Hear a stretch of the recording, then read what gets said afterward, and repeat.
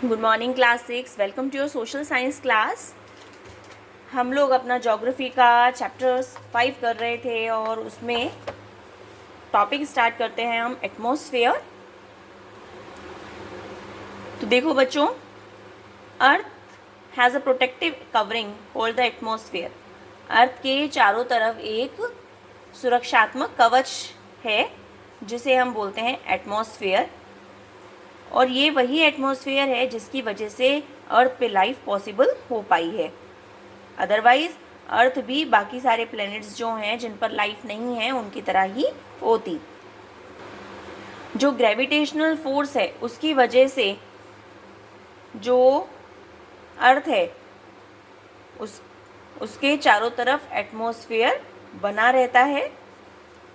Atmosphere x tends about 1600 kilometre और atmosphere 1600 kilometre तक है हमारी अर्थ की सरफेस पे।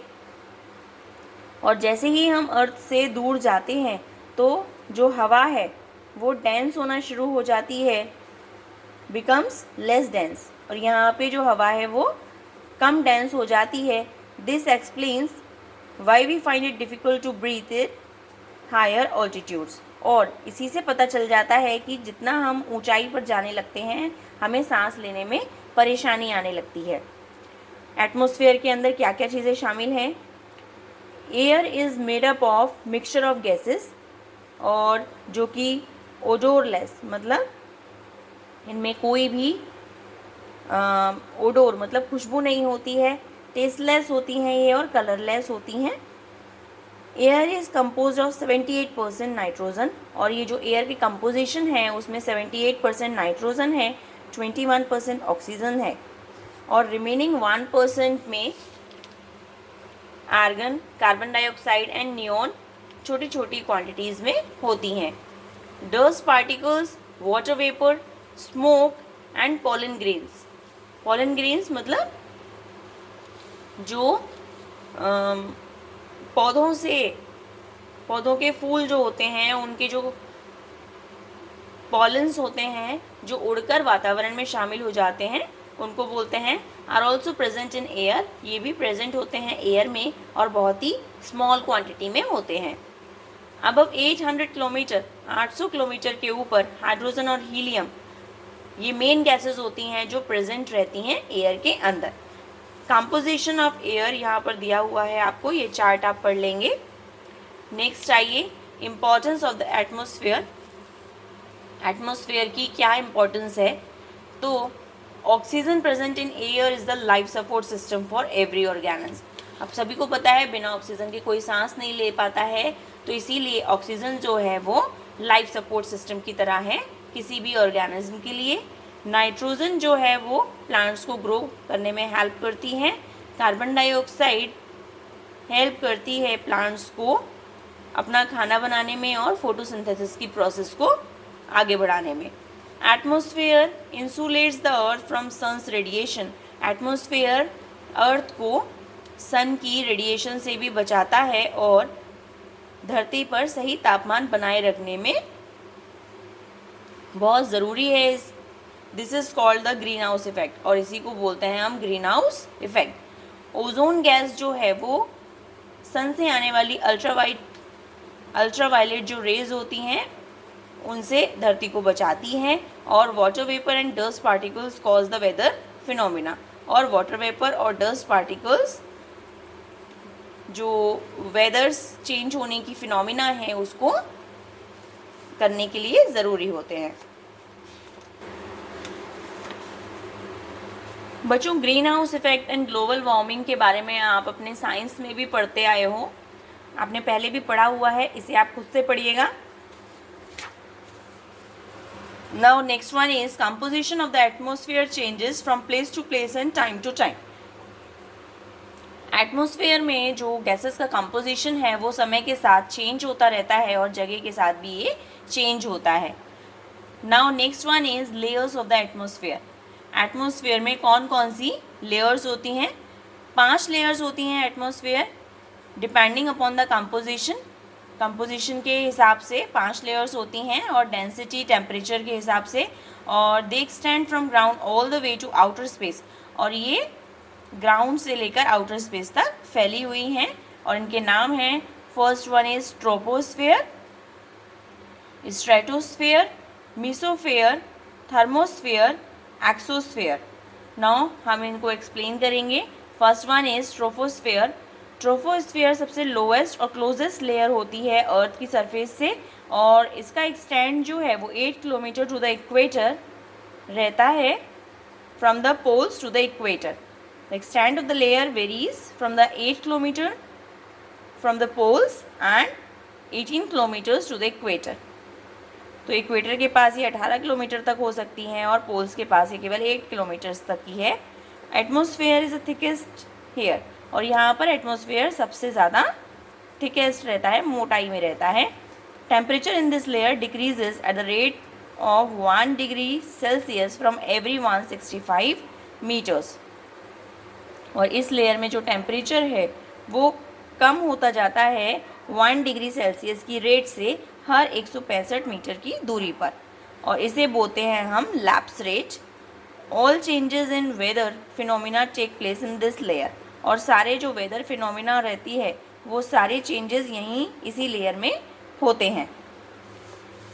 The troposphere is the upper boundary of this layer और ट्रोपोपॉज जो होती है इसकी अपर बाउंड्री होती है और एरोप्लेन्स इसी जोन में फ्लाई करते हैं। Next one stratosphere. Stratosphere troposphere के जस्ट अबव में होती है और ये 50 किलोमीटर्स तक होती हैं और ओजोन इसी लेयर में लाई करती हैं। ओजोन सन से आने वाली अल्ट्रावायलेट किरणों से हमारी धरती को बचाती है। Stratosphere is a thin layer that separates the stratosphere. Stratosphere को सेपरेट करती है किससे? मेसोफेयर से। Next one मेसोफेयर। मेसोफेयर जो है वो स्ट्रेटोस्फेयर के ऊपर होती है और इसका extend 15 kilometre and 80 kilometre above the ground तक रहता है और ये कोल्डेस्ट रीजन होता है एटमॉस्फेयर का और यहाँ पर टेम्परेचर -100 डिग्री सेल्सियस तक गिर जाता है। Meteoroids get burn in this layer और इस लेयर में आकर मीटियोरॉइड्स जो होते हैं वो जल जाते हैं। Next one thermosphere.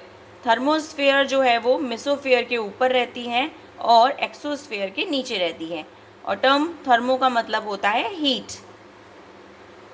तो टेम्परेचर यहाँ पर बहुत ज़्यादा हाई रहता है और ये 640 किलोमीटर अबव द अर्थ रहती है और आइनोस्फीयर इसका लोएस्ट पार्ट रहता है। जो ट्रांसमिशन ऑफ रेडियो और टेलीविज़न वेव्स रहती हैं वो इसी लेयर में होती हैं।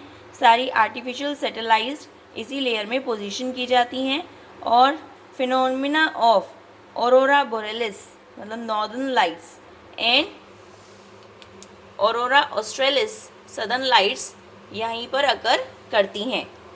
Exosphere fifth and the last layer is the exosphere और पांचवी और सबसे आखिरी लेयर होती है एक्सोस्फेयर और ये सबसे आउटर मोस्ट लेयर होती है अर्थ के एटमॉस्फेयर की और this layer is a transitional zone between the outer space and the earth atmosphere और ये किसके बीच में होती है? अर्थ सरफेस और आउटर स्पेस के बीच में। दिस लेयर एक्सटेंड्स और ये लेयर एक्सटेंड करती है up to 10,000 kilometre above the earth. यहाँ का जो टेम्परेचर है वो 4000 डिग्री सेल्सियस तक हो सकता है एंड इंक्रीज विद ऑल्टीट्यूड और जितनी ऊंचाई बढ़ती जाती है और ये बढ़ता जाता है। यहाँ पर ग्रेविटी एब्सेंट रहती है, बिल्कुल नहीं रहती है और यहाँ पर ये जो लेयर है वो एक्सट्रीमली थिन एयर से बनी होती है, बहुत कम मात्रा में यहाँ पर एयर पाई जाती है। अब आप ध्यान से अगर ये इमेज ऑब्जर्व करोगे तो आप पाओगे कि जो लिथोस्फेयर है, hydrosphere and atmosphere meet in a zone called biosphere. तो ऐसा जोन जहाँ पर लिथोस्फेयर, हाइड्रोस्फेयर और एटमॉस्फेयर एक दूसरे से मिलते हैं वो जोन कहलाता है biosphere. It is in this zone where all forms of life exist और यही वो जगह है जहाँ पर सारी लाइफ एग्जिस्टेंस में आती है। The term biosphere was coined bye geologist Edward Swiss in 1875. तो BIOS in Greek means life.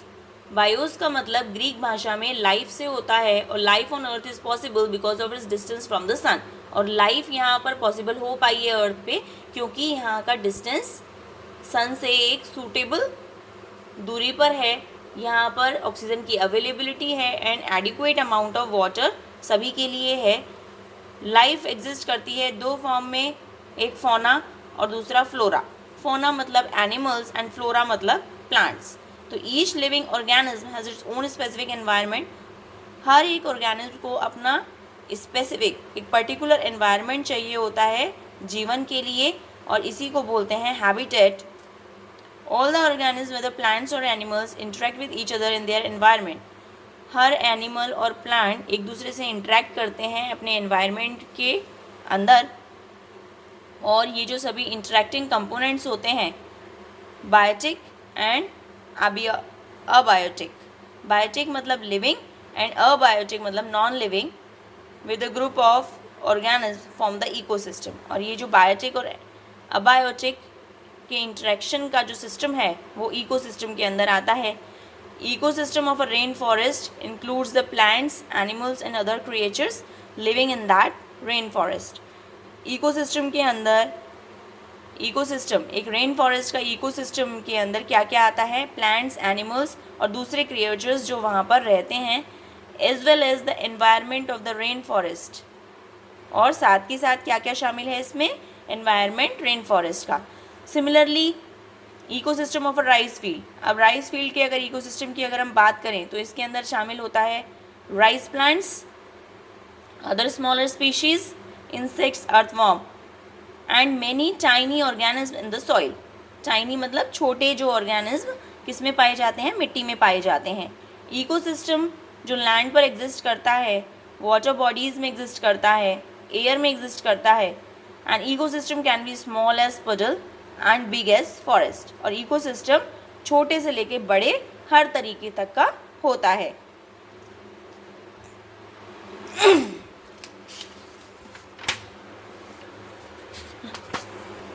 आप सभी जानते हो बच्चों, पॉल्यूशन हमारी एनवायरनमेंट के लिए एक बहुत ही बड़ा खतरा होने लगा है। फॉसिल फ्यूल्स जो हैं वो बहुत ही पॉइजनस और हार्मफुल गैसेस रिलीज़ करते हैं एटमॉस्फेयर के अंदर, जिसकी वजह से एयर पॉल्यूशन हो रहा है। और हर कंट्री को स्ट्रिक्ट लॉज बनाने पड़ रहे हैं और बनाए गए हैं वहाँ पर, जिससे पॉल्यूशन ना हो, पॉल्यूशन कंट्रोल में आए। और हमारी गवर्नमेंट को भी इस पर काम करना चाहिए। ओके स्टूडेंट्स, हम मिलेंगे नेक्स्ट क्लास में। Till then bye.